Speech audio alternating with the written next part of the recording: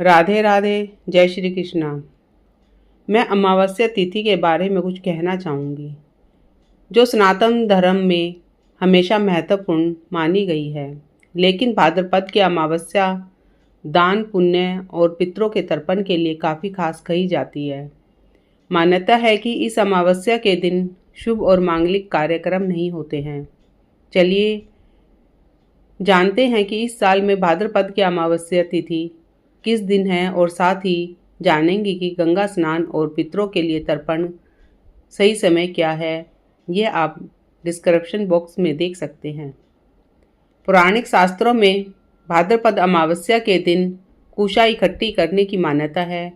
इसे पिठोरा, कुशोत्पाटनी, कुश ग्रहणी अमावस्या आदि नामों से जाना जाता है। इस दिन आटा गूंथकर माँ दुर्गा सहित 64 देवियों की आटे से मूर्ति बनाकर महिलाएं व्रत रखकर उनका पूजन करती हैं। इस दिन आटे से बनी देवियों की पूजा होने के कारण ही यह दिन पिठोरी अमावस्या के नाम से प्रचलित है। इस दिन सुहागिनें व्रत रखकर भगवान भोलेनाथ और देवी दुर्गा का पूजन करती हैं। यह दिन पितरों की तृप्ति, पिंडदान, तर्पण और वंश वृद्धि के लिए अधिक महत्वपूर्ण माना जाता है। अमावस्या की शाम पीपल के पेड़ के नीचे सरसों के तेल का दिया लगाने और पितरों का स्मरण करने और शिवजी और शनिदेव की आराधना करने से जीवन में चारों तरफ से लाभ ही लाभ मिलता है। पिठोरी अमावस्या व्रत कथा इस प्रकार है। इस अमावस्या की व्रत कथा के अनुसार बहुत समय पहले की बात है। एक परिवार में 7 भाई थे। सभी का विवाह हो चुका था। सबके छोटे छोटे बच्चे भी थे। परिवार की सलामती के लिए 7 भाइयों की पत्नी पिठोरी अमावस्या का व्रत रखना चाहती थी। लेकिन जब पहले साल बड़े भाई की पत्नी ने व्रत रखा तो उनके बड़े बेटे की मृत्यु हो गई। दूसरे साल फिर एक और बेटे की मृत्यु हो गई। 7वें साल भी ऐसा ही हुआ। तब बड़े भाई की पत्नी ने इस बार अपने मरे हुए पुत्र का शव कहीं छिपा दिया। गांव की कुल देवी माँ प्लोरमा उस समय गांव के लोगों की रक्षा के लिए पहरा दे रही थी। उन्होंने जब इस दुखी माँ को देखा तो वजह जाननी चाहिए। तब बड़े भाई की पत्नी ने सारा किस्सा देवी प्लोरमा को सुनाया तो देवी को उस पर दया आ गई। देवी प्लोरमा ने उस दुखी माँ से कहा कि वह उन सभी स्थानों पर हल्दी छिड़क दे जहाँ जहाँ उनके बेटों का अंतिम संस्कार हुआ है। तब बड़े भाई की पत्नी ने ऐसा ही किया। जब वह घर लौटी तो 7 पुत्रों को जीवित देखकर उसकी खुशी का ठिकाना न रहा। तभी से उस गांव की हर माता अपने संतान की लंबी उम्र की कामना से पिठोरी अमावस्या का व्रत रखने लगी। तभी से यह कथा सुनी और पढ़ी जाती है। उत्तर भारत में यह पर्व पिठोरी अमावस्या के नाम से माता दुर्गा की आराधना करके मनाया जाता है।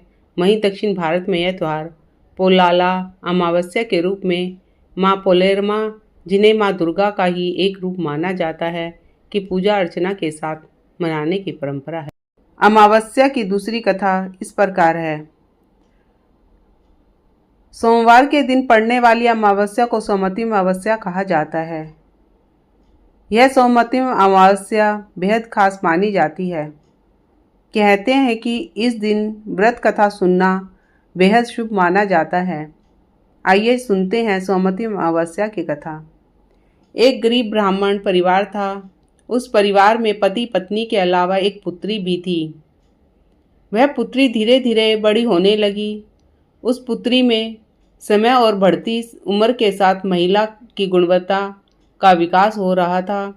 वह लड़की सुंदर, संस्कारवान एवं गुणवान थी, किंतु गरीब होने के कारण उसका विवाह नहीं हो रहा था। एक दिन उस ब्राह्मण के घर एक साधु महाराज पधारे। वह उस कन्या के स्वभाव और सेवा भाव से काफ़ी प्रसन्न हुए। कन्या की लंबी आयु का आशीर्वाद देते हुए साधु ने कहा कि इस कन्या की हथेली में विवाह रेखा नहीं है। तब ब्राह्मण दंपति ने साधु से उपाय पूछा कि कन्या ऐसा क्या करे कि उसके हाथ में विवाह योग बन जाए। साधु ने कुछ देर विचार करने के बाद अपनी अंतर्दृष्टि से ध्यान करके बताया कि कुछ दूरी पर एक गांव में सोना नाम की धोबिन जाति की एक महिला अपने बेटे और बहू के साथ रहती है, जो बहुत ही आचार विचार और संस्कार संपन्न तथा पतिपरायण है। यदि यह कन्या उसकी सेवा करे और वह महिला इसकी शादी में अपने मांग का सिंदूर लगा दे, उसके बाद इस कन्या का विवाह हो तो इस कन्या का विधवा योग मिट सकता है। साधु ने यह भी बताया कि वह महिला कहीं जाती आती नहीं है। यह बात सुनकर ब्राह्मणी ने अपनी बेटी से धोबिन की सेवा करने की बात कही।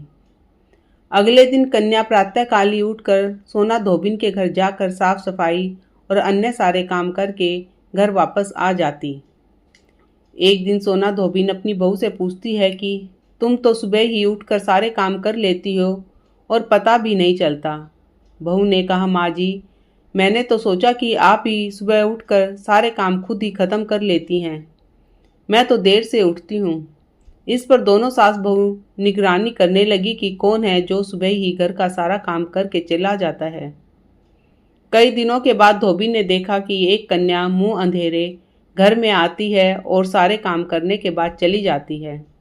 जब वह जाने लगी तो सोना धोबिन उसके पैरों में गिर पड़ी, पूछने लगी कि आप कौन हैं? इस तरह छुप कर मेरे घर की चाकरी क्यों करती हैं? तब कन्या ने साधु द्वारा कही गई सारी बात बताई। सोना धोबिन पति प्राण थी, उसमें तेज था। वह तैयार हो गई। सोना धोबिन के पति थोड़ा अस्वस्थ थे। उसने अपनी बहू से अपने लौट आने तक घर में ही रहने को कहा। सोना धोबिन ने जैसे ही अपने मांग का सिंदूर उस कन्या की मांग में लगाया, उसका पति मर गया।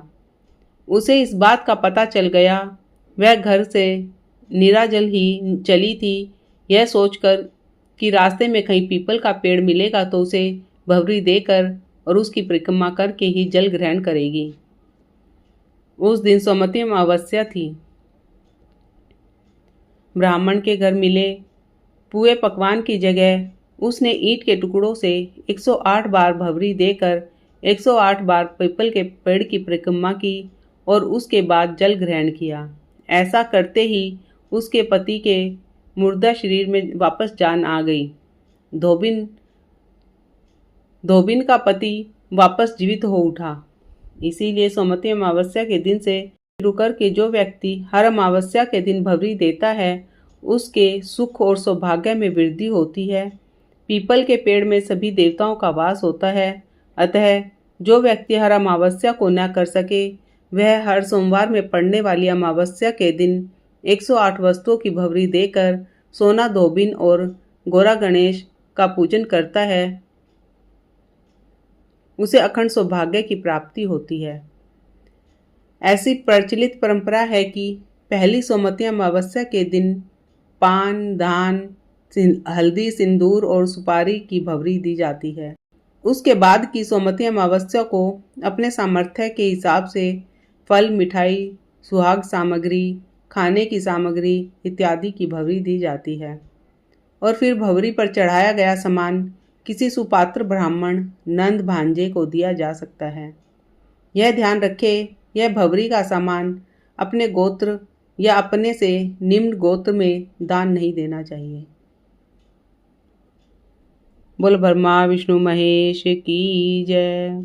अमावस्या माता की जय।